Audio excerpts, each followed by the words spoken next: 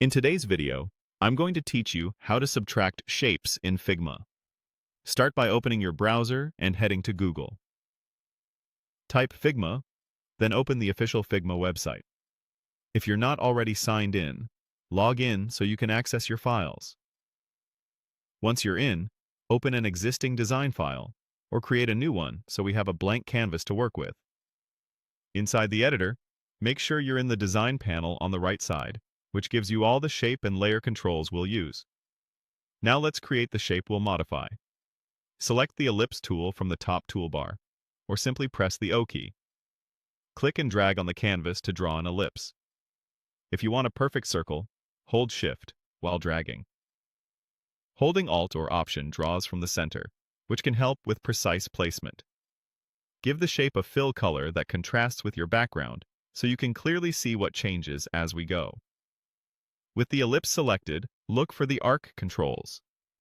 You'll notice small circular handles on the shape, as well as arc settings in the right panel.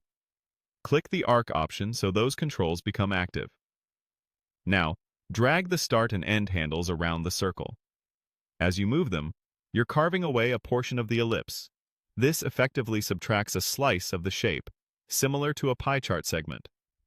This is a quick way to create cutouts, crescents, or any partial circle detail without switching tools.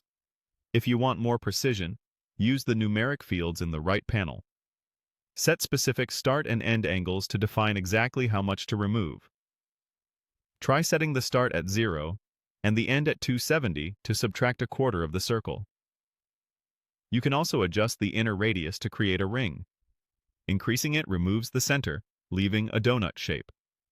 Combining the start, end, and inner radius gives you very controlled subtractive results, perfect for icons, loaders, or badges. A few practical tips as you refine the shape. Hold Shift while dragging arc handles to snap angles cleanly.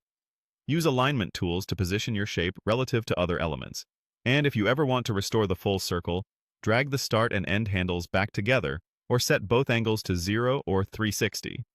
Keep an eye on the fill and stroke in the design panel so edges remain crisp at your chosen size. That's it. You've opened Figma, switched to the design workspace, added an ellipse, and used the arc controls to subtract parts of the shape with precision. This approach keeps your shape editable, lightweight, and easy to tweak later.